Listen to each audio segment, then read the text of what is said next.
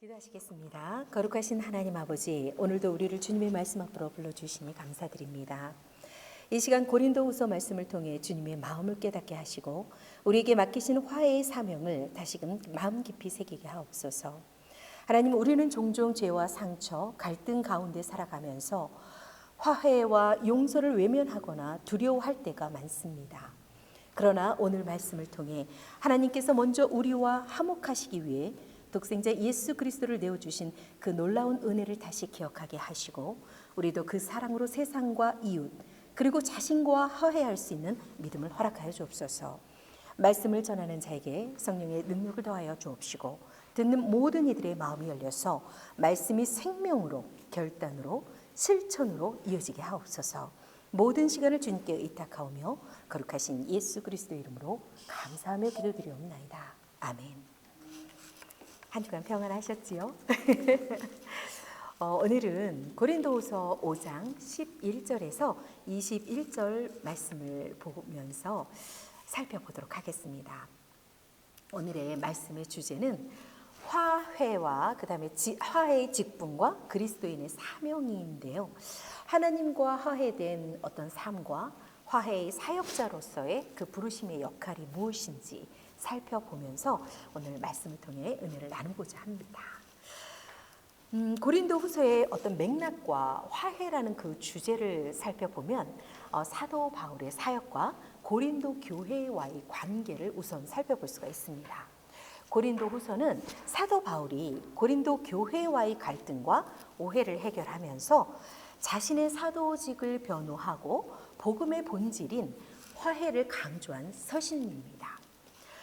사도 바울은 거짓 사도들의 어떤 영향으로 의심을 받는 가운데서도 하나님과 인간 사이의 어떤 화해를 전하면서 자신과 교회 간의 관계 그리고 회복 또한 그 복음의 연장선으로 이해를 했습니다. 사실 우리가 삶을 살아가다 보면 오해를 가져서 서로가 마음이 틀어지는 경우가 많고 또 어떤 의견과 이런 주장들이 다르다 보니까 자기의 주장을 이제 굽히지 않을 때 서로가 이제 굉장히 좀 얼어붙을 때가 있어요. 근데 그러면서 그게 냉정이 좀 길게 되면 결국은 이제 멀어지게 되고 이러한데 우리가 인간과 인간 관계, 그다음에 우리가 하나님과 우리의 관계를 살펴봤을 때 하나님께서는 오직 하나님을 경외하고 이웃을 자신과 같이 사랑하라는 우리가 수직과 어떤 수평의 관계에서 보았을 때도 이 화해와 용서가 참 중요한데 불구하고 우리가 막상 당사자 입장에서 보면 참 그게 쉽지 않은 일이기도 해요. 그래서 제3자 입장에서 보면 당연히 우리가 이렇게 객관적으로는 너무 쉽게 편안하게 얘기할 수가 있는 부분인데도 불구하고 당사자들은 그게 서로 오해가 소지가 깊고 골이 깊다 보면 그렇게 쉽지가 않죠. 용서하는 것조차도 그리고 화해하는 것조차도. 그런데 오늘 사도 바울은 그런 어떤 자신과 교회의 어떤 관계 그리고 그 관계의 회복 그리고 그것을 가지고 복음의 연장선으로 이어서 이렇게 사역으로 이제 이야기를 하고 있어요. 그래서 우리가 그러면 사역이라고 하면 어떤 그 직분을 가진 자들만 사역인가라고 생각을 하는데 오늘 사도 바울은 그게 아니라 그리스도인이라면 누구나가 이 복음의 사역을 우리가 의무가 있다라는 거죠. 그래서 이 말씀 우리가 깊이 깨닫고 나면 그래 이것도 우리의 삶에서 나의 삶에서 받아들이고 내 삶으로 모든 걸 드러내야 되는 것이구나 라는 것을 또 느끼게 돼요. 그래서 우리가 말씀을 살펴보다 보면 말씀하고 내 삶이 결코 무관한 게 아니라 우리 삶하고 거의 같은 거죠. 그래서 우리가 말씀대로 삶을 살아내는 것이 참 중요하다는 것을 다시금 한번 생각하게 돼요. 그래서 사도 바울은 우선적으로 하나님과 인간의 어떤 화해의 중요성을 우선적으로 이야기를 해요. 그래서 5장에서 바울은 하나님과 인간의 화해를 복음의 핵심으로 선포를 하고 있어요. 그리고 그리스도의 십자가를 통해서 죄로 어떤 단절된 관계가 회복되었다라는 것을 강조하고 있어요. 그리고 그러한 화해가 구원의 시작이자 삶을 변화시키는 어떤 근본적인 해결책이다라고 우리에게 제시하고 있어요. 근데 우리 신앙의 근본이고 본질이기도 하죠. 그래서 두 번째, 화해의 직분과 그리스도인의 사명을 우리가 살펴보면 우리가 화해의 사역을 맡은 성도들의 역할이 무엇인가 사도 바울은 이렇게 이야기하고 있어요. 고린도후서 5장 18절에서 20절 말씀을 살펴보면 성도들이 하나님께로부터 화해의 직분을 맡은 사명자로 부름받았음을 강조하고 있어요. 그래서 사도 바울은 성도들이 단순히 구원의 혜택을 누리는 데 그치지 않고 그리스도를 대신하는 대사로서 하나님의 사랑과 용서를 세상에 전하며 하나님과 인간 그리고 인간 상호 간의 화해를 이루는 역할을 감당해야 한다라고 강조하고 있어요. 그리고 또 이 화해의 사명은 복음의 핵심이다라고 강조하고 있는데 우리가 화해의 직분을 맡은 성도들은 갈등과 분열이 존재하는 곳에서 하나님의 사랑과 용서를 전하는 사람들이다. 그러한 역할을 사명을 받은 사람들이다. 이렇게 이야기를 하고 있어요. 그래서 그리스도의 사랑이 우리를 강권하신다는 바울의 말처럼 성도들은 자신의 유익을 추구하는 어떤 그러한 삶에서 벗어나서 복음과 화해의 메시지를 세상에 전하는 삶으로 부름을 받았다라는 것을 강조하고 있어요. 그리고 사도 바울은 그리스도인의 사명이 단순히 개인적인 신앙의 완성이 아니라 하나님께서 이루신 화해를 세상에 전파하면서 인간들 사이의 화해를 이루는데 우리의 사명이 있다라는 것을 분명히 밝혀주고 있어요. 그러면 우리가 하나님과 화해된 삶은 어떤 것인가? 우리가 18절에서 19절 고린도후서 18절에서 19절 말씀을 같이 한번 살펴보도록 할게요. 제가 말씀을 읽어드리겠습니다. 모든 것이 하나님께로서 났으며 그가 그리스도로 말미암아 우리를 자기와 화목하게 하시고 또 우리에게 화목하게 하는 직분을 주셨으니 곧 하나님께서 그리스도 안에 계시사 세상을 자기와 화목하게 하시며 그들의 죄를 그들에게 돌리지 아니하시고 화목하게 하는 말씀을 우리에게 부탁하셨느니라. 죄로 인해서 깨어진 관계, 우리가 고린도후서 이 18절 19절에서 바울은 하나님과 인간의 화해가 복음의 핵심이다라고 선포하고 있어요. 죄로 인해 인간은 하나님과의 관계가 깨어졌고 그리고 영적으로 단절된 상태에 우리가 놓여 있었어요. 그런데 죄는 단순한 어떤 행위의 문제가 아니라 인간이 하나님께 반역을 하고 또 그분의 뜻에서 멀어진 어떤 근본적인 그런 상태를 의미하는 거예요. 그래서 이러한 죄의 결과로 인해서 인간은 영원한 심판 아래 놓이게 되었고 스스로 그 문제를 해결할 수 없는 어떤 절망적인 상황에 처해 있다라는 것이죠. 그래서 그러나 하나님께서는 예수 그리스도를 통해서 화해의 역사를 이루셨다라는 것을 사도 바울은 이야기하고 있는 거예요. 그리고 예수 그리스도를 통한 화해의 역사로 인해서 우리가 또 하나님과 그 깨어진 관계가 다시 회복하게 되었다. 이것을 강조하고 있어요.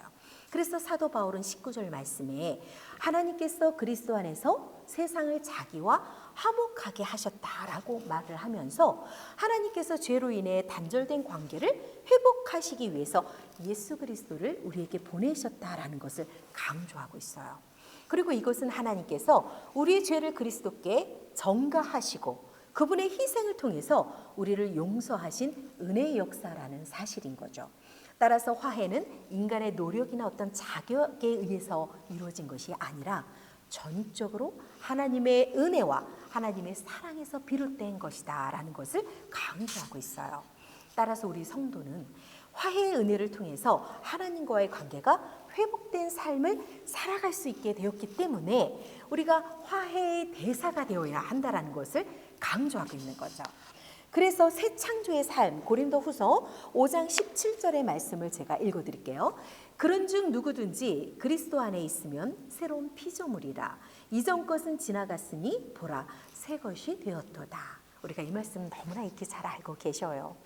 그래서 고린도후서 5장 17절에서 바울은 그리스도 안에 있으면 새로운 피조물이라고 하면서 선언을 하면서 화해가 단순한 회복이 아니라 단순한 회복에 그치지 않고 성도의 삶을 근본적으로 변화시켜서 정말 어떤 그런 아주 중요한 사건이라는 것을 강조하고 있어요. 사실 그렇죠. 우리가 예수 그리스도에 의해서 우리가 새로운 어떤 중생의 과정을 거치고 새로운 사명과 새로운 신분으로 우리가 변화된 것이거든요.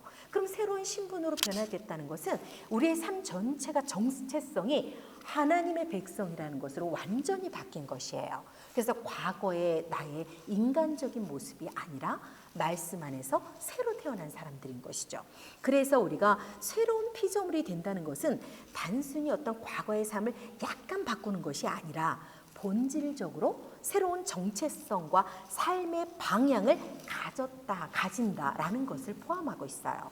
그래서 과거에 제약된 본성과 행위는 사라지고 성령 안에서 새롭게 변화된 삶이 시작되겠죠. 그래서 과거에는 내가 너무 이기적으로 내 삶, 나의 중심이었다면 우리가 성령 하나님 안에서 우리가 새롭게 거듭나면 나를 떠나서 내 이웃을 바라보게 되고 오직 주관적인 내 생각만 펼치다가 상대방 다른 사람의 의견이 어떤지 다른 사람을 살피게 되거든요. 그래서 우리가 새로운 피조물로 바뀌게 된 거죠. 그래서 과거에 제약된 본성과 행위는 사라지고 성령 하나님 안에서 새롭게 변화된 삶이 시작되는 것입니다. 그래서 이러한 변화는 그리스도의 화해를 경험한 자들에게 나타나는 어떤 자연스러운 결과물이 될 것입니다. 그리고 새 창조의 삶은 화해의 증명으로서 또는 열매로서 드러나게 돼 있습니다. 왜냐하면 과거에는 참 저 사람이 어떻게 보면 너무나 이기적이고 사람들한테 조금 본이 되지 않을 수가 있는데 우리가 성령 하나님과 함께하면 마음이 유해지고 또 타인에게 너그러워지고 양보하고 또 섬기면서 굉장히 사람이 바뀌게 돼 있거든요. 그래서 그것이 바로 우리가 성령의 열매라고 할 수 있는데 우리가 그런 삶을 살아가게 된다는 거예요. 그래서 성도는 이제 더 이상 자기 자신을 위해서 살지 않고 그리스도를 위해 사는 삶을 추구하게 된다라는 말씀을 사도 바울이 우리에게 이야기하고 있어요. 그래서 이 새로운 삶은 화해로 시작이 되고 그리고 그리스도와의 연합을 통해서 지속적으로 성장해 나간다라는 것이에요.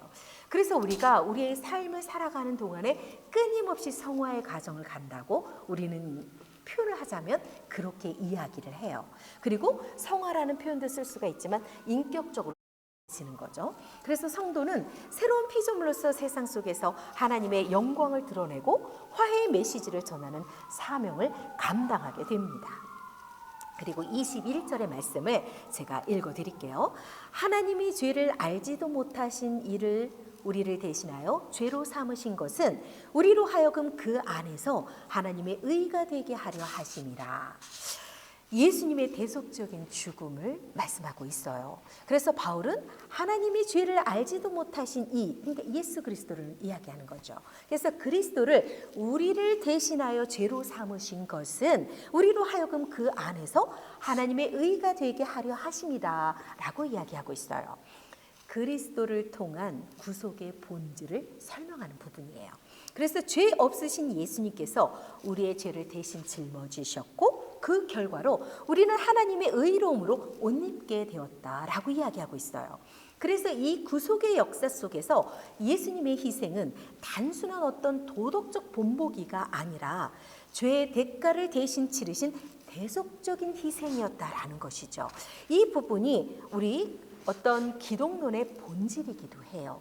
그래서 우리가 하나님의 의를 경험하는 삶을 살게 되었어요. 왜냐? 새로운 피조물이 되었기 때문에. 그래서 이것을 통해 성도는 더 이상 죄의 정죄 아래 있지 않고 하나님의 의로움을 경험하면서 살아갈 수 있게 되었다라는 것을 강조하고 있어요. 우리가 의로움으로 옷을 입은 성도는 이제 하나님 앞에서 정죄받지 않는 존재가 되었다라는 거예요. 그래서 그리스도 안에서 새로운 신분을 가지게 되었고 이러한 삶은 단순히 구원받은 상태로 끝나는 것이 아니라 하나님께 영광을 돌리면서 그분의 뜻을 따르는 삶으로 나타나야 한다라는 것이죠. 우리가 모든 사람에게 본이 되는 삶을 살아야 되는 게 맞잖아요. 본이 된다라는 것은 우리가 모든 사람은요, 우리가 양심이 하나님께서 주신 양심이 기본적으로 있어요. 그래서 양심이 있고 그 양심의 분별력으로 인해서 우리가 하나님을 믿지 않는 사람도 양심을 갖고 있거든요. 그런데 우리가 보통 도덕적인 윤리적인 잣대가 있단 말이죠. 근데 그런 측면에서 보면 누구나가 공감하는 측면에서 저 사람은 참 모든 사람에게 본이 돼 라는 이야기를 우리가 하면 누구나가 다 그렇게 보거든요. 그렇게 살핀 사람, 그렇게 행동했기 때문에 인정을 받는 삶, 그런 삶이었을 때 우리가 그렇게 표현을 하죠. 그런데 우리가 하나님의 의를 경험하는 삶 자체가 모든 이에게 본이 되는 삶을 살아갈 수 있게끔 우리를 이끌어 주신다라는 거예요. 그래서 하나님의 의로움을 경험한 성도는 이 의로움을 세상 속에서 나타내게 되고 화해의 메시지를 전하고 실천하는 삶을 살아갈 수 있게 된다라는 거예요. 그래서 하나님께서 또 디모데전서 4장 12절에서 16절 말씀에 보면은 모든 이에게 본이 되어야 하는 그 본에 대해서 말씀을 하세요. 그런데 그리스도인은 새로운 피조물이 됐기 때문에 누구에게나 본이 되어야 하는 사명을 갖고 있어요. 그래서 오늘 본문의 말씀에 화해의 사역자로서 우리를 부르셨다라고 이렇게 표현을 하고 있어요.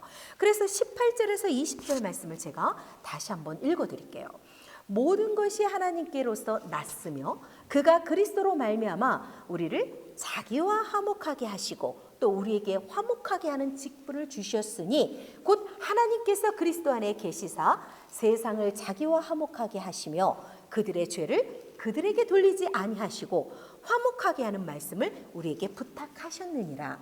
그러므로 우리가 그리스도를 대신하여 사신이 되어 하나님이 우리를 통하여 너희를 권면하시는 것 같이 그리스도를 대신하여 간청하노니 너희는 하나님과 화목하라. 사도 바울이 우리에게 그렇게 권면하고 있어요. 그래서 하나님께서 성도에게 맡기신 화해의 사역이라는 뜻이에요. 그래서 고린도후서 5장 18절에서 20절 말씀에서 사도 바울은 하나님께서 성도들에게 화해의 직분을 맡기셨다라고 강조하고 있어요. 다시 말하면 저와 여러분은 화해의 대사, 화해를 해야 하는 직분을 가지고 그러한 사명을 우리의 삶에서 드러내야 된다라는 거예요. 그래서 싸움을 걸지 않고 싸움을 조장하지 않고 싸움이 있거나 오해가 생기면 우리가 용서를 하고 화해의 대사로서 움직여야 된다라는 거예요. 근데 사실 우리가 이 말씀대로만 살아낼 수 있다라면 얼마나 행복하겠어요. 근데 사실 우리가 이성적으로는 아는데 실제적으로 감성적으로 그게 쉽지가 않아요. 그래서 우리가 날마다 기도하고 말씀을 붙들고 열심히 노력하지 않으면 우리가 그래서 정말 노력만으로도 쉽지는 않아요, 사실은. 그런데 이렇게 날마다 말씀을 통해서 자신을 돌아보고 나는 오늘 최선을 다해서 나의 삶을 살아냈는가? 자신을 돌아보고 다시 점검하고 오늘은 어제보다 조금 한 발자국 더 나은 삶을 살자. 그리고 오늘보다 나은 내일을 살아가자. 우리가 날마다 그 성화의 과정을 살아내야 하는 이유가 바로 여기에 있는 거예요. 그런데 오늘 말씀에 화해의 직분을 받은 우리 성도들, 우리 그리스도인은 단순히 개인적인 구원의 체험에 머무르지 말고 하나님께서 세상을 자기와 화목하게 하시려는 구원의 계획에 동참하는 사명을 가지고 있다라고 아주 엄중하게 이야기하고 계셔요. 그래서 성도들은 그리스도의 구속을 통해서 하나님과 화해한 자로서 이제는 다른 이들과 하나님 사이에 화해를 이루는 사명을 감당해야 한다라는 것이에요. 그래서 그리스도를 대신해서 라는 사명 의식을 가져야 한다라는 거예요. 그래서 사도 바울은 그리스도를 대신하여라는 표현을 통해서 이 사명이 단순한 도덕적 의무나 선택 사항이 아니라 성도들에게 부여된 거룩한 직분이라는 사실을 강조하고 있어요. 그리고 성도들이 그리스도의 대리자로서 그의 뜻을 전하고 그의 사랑을 실천하면서 세상을 하나님과 화목하게 하는 도구로 사용되기를 기대하시는 하나님의 부르심으로 나타냈다라고 강조하고 있어요.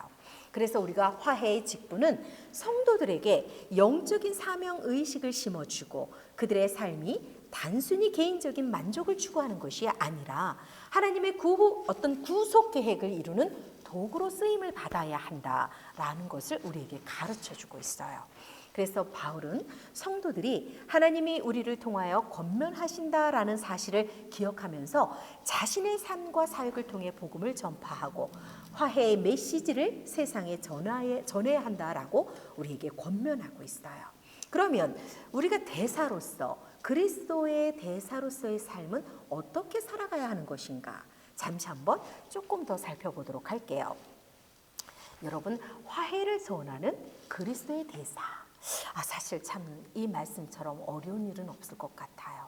결코 쉽지는 않죠. 바울은 성도들은 그리스도의 대사라고 부르면서 이 직분이 화해를 전하는 책임과 사명을 포함하고 있다라고 아주 명확히 밝히고 있어요. 여러분, 대사는 자신의 뜻이 아니라 자기를 보낸 자의 뜻을 전하는 사람이에요. 그래서 성도들은 하나님의 화해의 메시지를 대변하는 자들이라는 사실을 강조하고 있어요.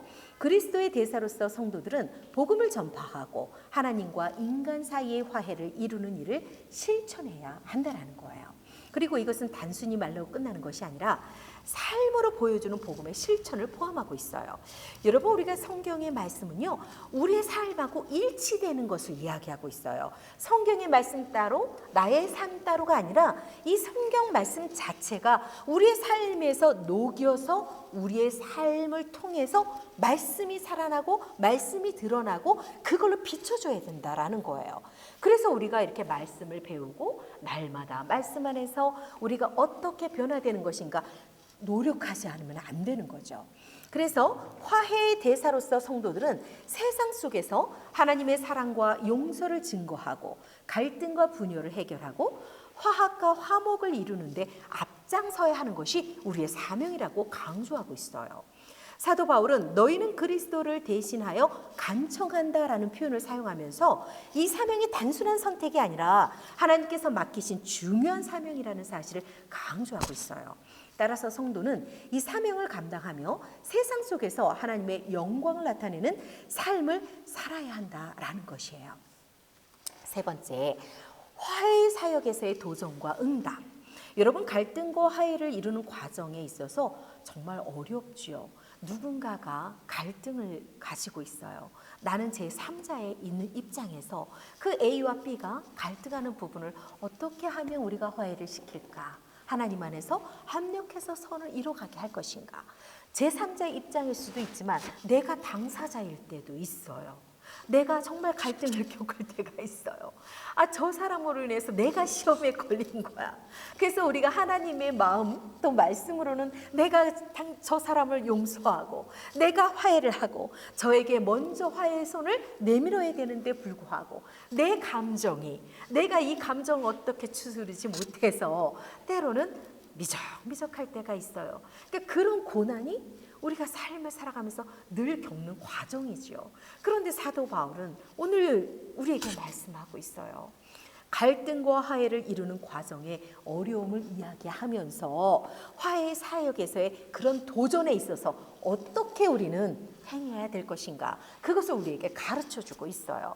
그래서 화해 사역은 결코 단순하지 않다라는 거예요. 그래서 갈등과 화해를 이루는 과정은 어떤 많은 어려움과 도전을 동반하게 돼요. 그리고 인간의 이기심, 그 이기심이 참 어려워요. 우리가 나의 자아와 나의 이기심을 내려놓기가 너무나 힘들어요. 그런데 상대방도 마찬가지잖아요. 그래서 그 어떤 자존심, 그리고 과거의 어떤 상처, 이러한 것들로 인해서 화해를 방해하는 요소가 너무나 많아요. 그리고 그 방해하는 요소로 인해서 정말 결코 화해가 쉽지가 않다라는 거예요. 그래서 성도들은 이러한 현실적인 문제들 속에서 어떻게 화해의 메시지를 전해야 하는가, 그런 부담을 가질 수밖에 없다라는 거죠. 그리고 또한 세상은 하나님의 화해의 메시지를 받아들이기보다는 거부하기가 더 바빠요. 거부하는 일이 너무나 많아요. 그리고 때로는 무시할 가능성이 너무나 많아요. 그런데요, 상대방이 나를 거부할 수도 있고 상대방이 나를 무시할 수도 있지만 때로는 나도 상대방을 무시하고 거부할 수가 있어요. 이런 상황에서 화해 용서가 진짜 쉽지 않아요. 그래서 그런데 오늘 사도 바울은 우리에게 이야기하고 있어요. 우리는 그리스도의 대사로서 화해의 직분을 받은 자들이다.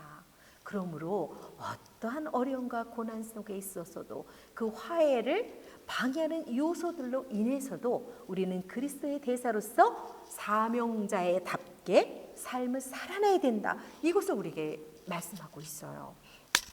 그래서 이러한 환경 속에서 성도들은 우리 또한 마찬가지죠. 자주 낙심하거나 포기하려는 유혹을 때때로 우리가 받게 돼요. 그런데 자신의 능력으로는, 우리의 능력으로는 그 유혹을 이겨낼 수가 없어요. 그래서 우리는 때로는 낙심하고 포기할 때가 많아요. 나의 의지로는. 그런데 우리가 성령 하나님의 능력을 의지할 때는 가능하다는 거예요. 화해의 직분을 실천할 수 있다는 것을 이야기하고 있어요. 성도들은 화해의 사역을 수행함에 있어서 자신의 능력이나 힘에 의존하지 말고 성령 하나님의 능력에 의존할 때야만 그것을 실천할 수 있다는 것을 우리에게 이야기하고 있어요. 그래서 우리가 어떤 화해 직분을 받은 그 어떤 사명자답게 그 갈등을 우리가 잘 사명자답게 이루어가려면 우리가 엄청난 기도가 필요해요. 그리고 정말 하나님께 모든 걸 내려놓고 나 자신을 다 내려놓고 하나님, 제가 오늘 하나님께서 주신 그 직분자로서의 사명을 잘 감당할 수 있도록 저는 온데간데 숨겨주시고 오직 성령 하나님께서 저를 붙들어 주시어서 또한 저에게 지혜와 총명 허락해 주셔서 이 화해 직분을 잘 감당할 수 있도록 주님 저와 함께 해주셔요. 그리고 제가 결코 저의 분이나 저의 어떤 혈기나 저의 어떤 의지, 저의 생각으로 좌우된 행동을 하지 않도록 저를 단단히 붙들어 주세요. 할 때에만 이것을 감당할 수 있다라는 거예요. 그리고 성령 하나님께서는 화해를 방해하는 인간의 연약함과 한계를 극복할 수 있는 힘을 제공한다고 사도 바울은 이야기하고 있어요. 그래서 자신의 사역 속에서 성령 하나님의 도우심으로 어려움을 극복하며 복음을 전할 수 있었다라는 것을 간증하면서 성도들도 동일한 은혜를 경험할 수 있다라고 우리에게 강조하는 말씀으로 가르쳐주고 있어요. 결국 화해의 사역은 인간의 노력과 어떤 능력만으로 이루어질 수 있는 것이 아니라는 거예요.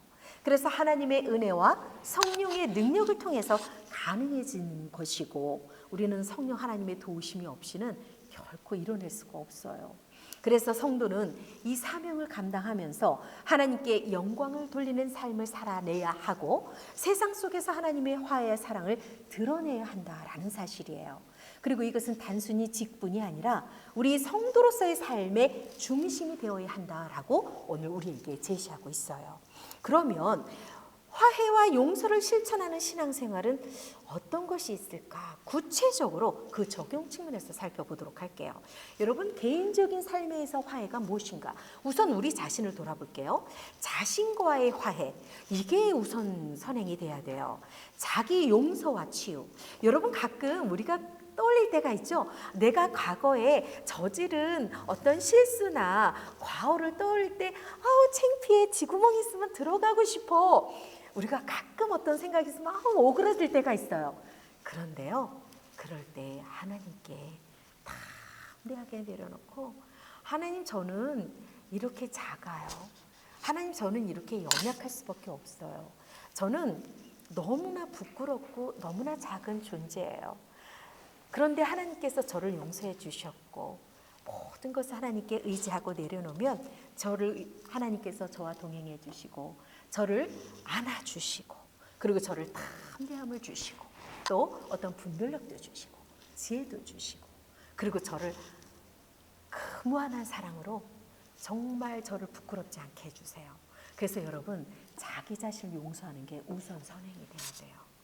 여러분, 우리는요, 타인하고 저하고 우리 인간은 누구나가 똑같아요.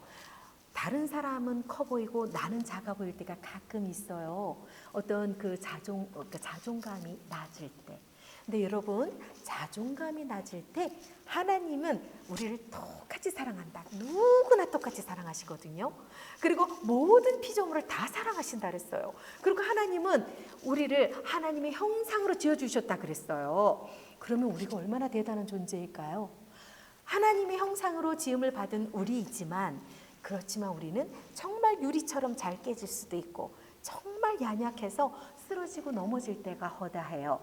그런데 하나님께서는 우리를 품어주시고 우리를 위로해 주시고 우리를 격려해 주시고, 그래서 과거에 내가 저질렀던 죄, 과거에 내가 정말 창피했던 일, 여러분 그거 다 내려놓으세요. 그리고 자신을 당당하게 드러내세요. 그거를 하나님이 저를 이미 다 우리를 사랑하셨고 모든 걸 치유해 주셨어요. 그러면 여러분, 자기 자신을 너무 사랑하는 내 마음이 내가 얼마나 예쁘고 사랑스러운지 몰라요. 나 자신을 사랑할 때 우리가 이웃을 사랑할 수가 있어요. 그리고 나 자신을 소중히 여길 때 다른 사람도 소중하게 여기게 돼요. 나 자신이 소중하지 않잖아요. 타인을 사랑할 수가 없어요.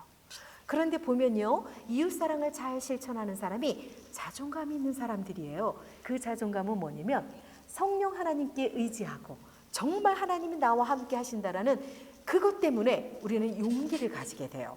그런 사람은 우리가 정말 수평적인 삶에 있어서도 사랑의 대사로서 활동하는데 정말 많은 것을 경험하게 돼요. 따라서 오늘은 화해는 개인의 삶에서 시작이 된다. 그래서 자기 자신을 먼저 화해를 해야 된다는 거예요.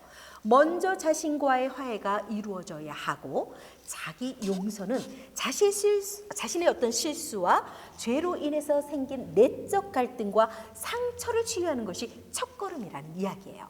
그래서 하나님께서 예수 그리스도를 통해서 우리를 용서하셨다라는 그 진리를 우리가 받아들일 때 우리가 자신의 과거를 내려놓고 다 드러내놓고 하나님의 은혜 안에서 우리가 세워질 수가 있어요. 여러분, 1분 전도 과거예요. 과거는 결코 생각하지 마세요. 그리고 우리가 인간이고 나도 똑같은 인간이기 때문에 실수할 수 있거든요. 그걸 굳이 끄집어내서 과거를 끄집어내갖고 내 상처를 후벼 파지 마세요. 그거 다 부질없는 짓이에요. 그래서 하나님의 은혜 안에서 우리는 새로워진 존재이고, 또한 자기 용서는 단순히 자기 합리화가 아니에요. 하나님의 용서를 믿고 받아들이는 신앙의 행위라는 뜻이에요. 그래서 우리는 담대해질 수가 있어요. 그러면 우선 자기를 돌아보고 자신을 용서하고 화해가 이루어졌다면 그 두 번째가 그 다음에 타인과의 화해예요. 그래서 갈등을 해결하고 사랑을 실천할 수가 있어요. 그래서 타인과의 화해는 화해 사역을 실천하는 중요한 부분인데, 인간관계 속에서 갈등과 상처는 피할 수 없는 그런 부분이기도 해요. 그런데 성도는 그러한 상황 속에서도 사랑을 실천하면서 화해를 이루어가야 한다라는 것이죠. 바울은 로마서 12장 18절 말씀에서 할 수 있거든 너희로서는 모든 사람과 더불어 화목하라 라고 이야기를 했어요. 우리가 화해를 위해서 적극적으로 노력할 것을 권면하는 말씀이에요. 그래서 갈등 상황 속에서 성도는 겸손과 용기를 가지고 다가가야 하고, 그리고 용서와 화해를 통해서 하나님의 사랑을 나타내야 한다라는 거예요. 사실 우리가요, 예수 그리스도께서 십자가의 대속으로 인해서 우리의 죄를 사해줬다라는 그 근본적인 것만 우리가 머릿속에 늘 염두에 둔다면 우리가 용서를 못할 게 없어요.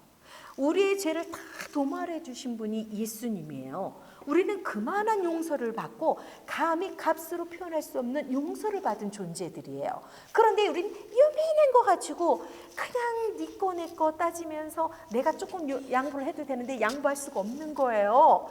우리는 그런 정말 연약한 존재예요. 그런데 자기 자신을 사랑하고 타인과의 화해에 있어서 예수 그리스도가 우리에게 주신 그 대속의 은혜를 생각하고 사랑을 실천하라는 말씀을 사도 바울이 우리에게 하고 있어요. 그리고 우리의 삶은 나와 타인, 타자와의 관계, 공동체의 관계 속에서 우리는 삶을 살아가거든요. 공동체라는 관계가 거룩한 아주 많은 인수의 공동체가 아니라 가족으로부터 출발하잖아요. 가장 사회의 가장 작은 단위가 가족인데 그 가족이라는 공동체에서 사회에 나가서 모든 공동체, 또 우리가 여기서 만난 이것도 신앙의 공동체.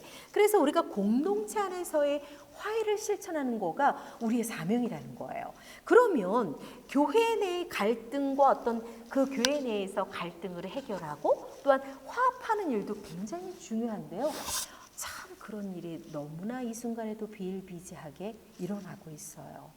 그래서 화해는 교회 공동체 안에서도 매우 중요해요. 왜냐하면 생각이 다르고 어떤 사람이 본을 보이지 않았을 때 그 사람에 대한 존경심을 갖고 있다가 본을 보이지 않은 것 같고 내가 너무 실망을 느끼는 거야. 그래서 사람들하고 막 이야기를 하다 보면 막 그 서로가 이야기가 분분하면서 나누면서 우리는 또 죄를 짓게 돼요. 입술로. 근데 그러한 일을 하지 말고 화해의 직분을 받은 자로서 화해의 대사로서 삶을 공동체 안에서 살아내야 된다라고 사도 바울은 우리에게 이야기하고 있어요. 그래서 교회 내 갈등은 때로는 서로 다른 배경이나 의견 또는 오해에서 비롯될 수 있지만 성도들은 그러한 문제를 하나님의 사랑과 말씀에 비추어서 해결해라라고 사도 바울은 우리에게 이야기하고 있어요. 사도 바울은 에베소서 4장 3절에서 평안에 매는 줄로 성령이 하나 되게 하신 것을 힘써 지키라라고 우리에게 권면하면서 교회가 화해와 일치를 이루기 위해서 노력할 것을 강조하고 있어요. 그리고 화해를 통해서 하나님의 사랑을 전하는 공동체가 어떠한 모습인지, 그래서 화해를 통해 교회는 하나님의 사랑을 세상에 전하는 공동체가 되어야 한다라고 강조하고 있어요. 교회가 갈등을 해결하고 화합을 이루는 모습을 보여줄 때 세상은 그 안에서 역사하시는 하나님의 능력을 보게 돼요. 성도들은 서로를 이해하고 용납하면서 예수 그리스도의 사랑으로 하나됨을 실천하게 되는 것이죠. 그리고 이것은 단순히 내부적인 문제 해결을 넘어서 외부적으로 복음의 능력을 증언하는 중요한 역할을 하게 돼요. 그래서 화해를 실천하는 교회 공동체는 세상 속에서 하나님의 사랑과 평화를 전하는 등불의 역할을 감당하게 된다라는 거예요. 그러면 세상 속에서 화해의 대사로 삶을 살아내는 것, 참 쉽지 않지만 우리는 그렇게 살아가야 된다라는 거예요. 그래서 화해의 사역은 개인과 교회 안에만 머무르지 않고 세상 속에서도 실천되어져야 돼요. 성도는 사회적 갈등 속에서 화해의 메시지를 전하는 대사로 살아가야 하는데 오늘날 세상은 정치적으로, 인종적으로, 경제적 갈등으로 인해서 분열되어 있지만 성도는 이러한 갈등의 한가운데서 하나님의 화해의 사랑을 전할 책임이 있다라고 이야기하고 있어요. 사도 바울은 고린도후서 5장 20절에서 성도들을 그리스도를 대신하여 화해의 메시지를 전하는 대사로 부르셨다고 말하고 있어요. 이것은 성도가 단순히 중립적인 태도를 취하는 것이 아니라 하나님의 뜻을 전하며 적극적으로 평화를 이루는 역할을 해야 한다라고 이야기하는 것이죠. 우리가 그리스도의 사랑으로 용서와 화해를 실천하는 삶, 그것이 참된 성도의 삶이고 자세라는 것이에요. 그래서 우리는 결과적으로 화해의 직분을 맡은 그리스도의 첫 번째, 그리스도를 통한 화해의 은혜로 우리가 그 화해는 인간의 자격이나 노력으로 이루어진 것이 아니라는 것, 그리고 오직 그리스도를 통한 하나님의 은혜로 이루어졌다라는 것을 항상 명심하고 하나님께서 그리스도 안에서 세상을 자신과 화목하게 하셨고 또 죄로 단절된 인간과 하나님과의 관계를 예수님의 십자가를 통해서 회복시키셨다라는 것을 우리는 늘 염두에 두어야 돼요. 그리고 그러한 은혜는 성도를 새로운 피조물로 변화시키면서 세상 속에서 화해의 사명을 감당하게 하는 복음의 핵심이라는 사실을 강조했어요. 그리고 두 번째, 화해의 사역자로서의 부르심과 책임을 우리에게 강조했는데 화해를 경험한 성도는 그 은혜에 머무르지 않고 모든 성도에게 주어진 사명으로서 화해의 사역을 감당해야 한다라는 거예요. 성도는 그리스도를 대신한 사신으로서 복음과 화해의 메시지를 전하고 삶으로 하나님의 사랑과 용서를 실천해야 하는 그런 사명을 가진 우리라는 사실을 결코 잊어서는 안 되겠습니다. 따라서 이 사역은 결코 쉽지 않지만 성령의 능력을 의지할 때 가능해지고 이것을 통해 하나님께 영광을 돌리고 세상에 하나님의 사랑을 드러내야 하는 것이 우리의 사명이라는 사실이에요. 그리고 세 번째, 화해와 용서를 통해 하나님의 영광을 드러내는 삶을 살아내야 한다라는 것이 우리의 직분이에요. 화해 용서를 실천하는 삶은 하나님의 영광을 드러내는 방식이고, 성도는 그리스도의 사랑을 본받아서 이것을 삶으로 나타내야 한다라는 것이죠. 그래서 화해는 개인적인 갈등 해결을 넘어서 하나님의 구속 역사를 드러내는 도구가 되기도 하고, 그리고 성도는 세상 속에서 하나님의 사랑과 평화를 증거하는, 그리고 대사로 부름을 받았다라고 사도 바울은 오늘 이야기하고 있어요. 이처럼 화해의 직분은 은혜에서 시작된 모든 성도의 책임이기도 하고, 하나님의 뜻을 이루는 거룩한 사명자라는 사실을 우리는 결코 잊어선 안 되겠습니다. 그러면 우리가 이렇게 화해의 직분자로서 세상을 살아갈 때 우리의 삶을 통해서 어떠한 활동을 할 수 있을까요? 첫 번째, 아까 말씀한 것처럼 자기 용서를 경험한 적이 있는지 한번 자기 자신을 돌아보는 것도 중요할 것 같아요. 우리는 가끔 내가 했던 행동에 부끄러움을 느낄 때가 있어요. 근데 그거조차도 과거의 일이고, 자기를 용서하고 꿋꿋하게, 오히려 때로는 자기 자신을 격려할 필요도 있어요. 그래, 나도 연약한 존재였어. 내가 조금 더 어쩔 수 없지만 그때 내가 조금 더 지혜로웠으면 좋았을지도 모르지만 나도 어쩔 수 없는 인간이기 때문에 잘했어, 수고했어. 앞으로는 하나님의 은혜로 거듭나서 하나님께 지혜를 구하고, 또 성령 하나님과 늘 동행함으로 인해서 어떤 것에서도 내가 당당하게 일어서야지 하고 자기 자신을 먼저 용서하고, 그러한 그 용서를 통해서 단단해지는 게 필요할 것 같아요.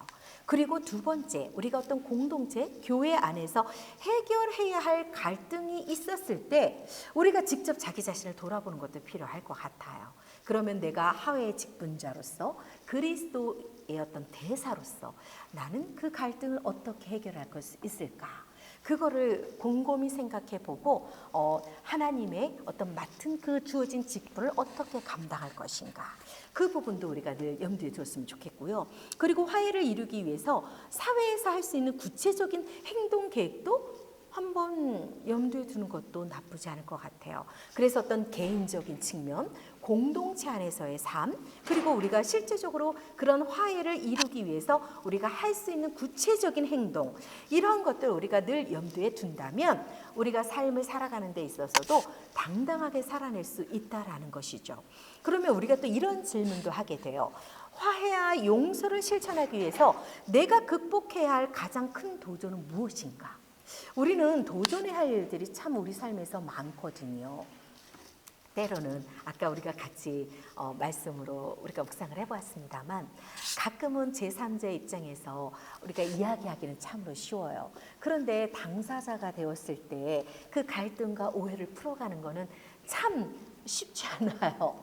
우리가 제3자한테 그거를 조언하기는 참 수월한데, 내가 당사자가 됐을 때는 정말 그게 남들이 볼 땐 간단한 일인데도 불구하고 어렵게 느껴질 때가 참으로 많아요.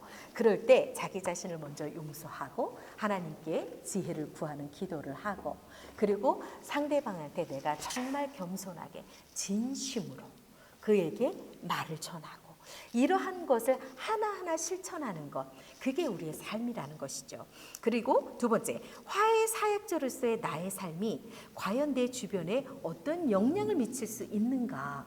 여러분, 그것도 중요한 거예요. 실제적인 말씀이 나의 삶에서 녹여서 적용되고 실제로 행동으로 옮겨지는 부분이거든요. 그런데 우리가 말씀 따로 내 삶 따로일 때는 그건 절대로 아닌 거예요. 그래서 오늘 이 말씀, 우리가 묵상해 본 이 말씀을 통해서 여러분과 저는 각자 자신의 삶에서 자기 자신을 먼저 용서하고, 그래서 화해가 이루어진 상태에서 내 주변에 혹시 마음 아픈 사람이 있다면, 나로 인해서 갈등이 있었던 사람이 있다면, 혹은 내가 상대방을 오해하고 있는지 상대방을 미워하는 마음이 있다면, 그럼 내가 그걸 어떻게 화해를 할 것인가?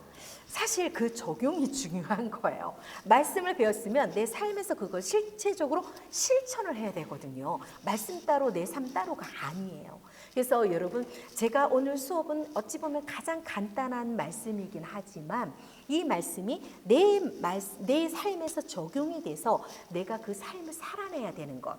그것이 오늘 사도 바울이 우리에게 말씀하는 화해의 직분자로서 그리스도의 대사로서 우리가 삶을 어떻게 살아낼 것인가, 그 적용에 있어서 실제적으로 우리가 이뤄내야 된다라는 것이에요. 그래서 그것을 여러분과 저는 오늘 이후로 이 말씀을 조금 더 자기 자신에게 대입을 하고 적용을 하셔서 하나님 안에서 하나님께 영광 돌리는 저와 여러분이 되시길 주님의 이름으로 축원합니다.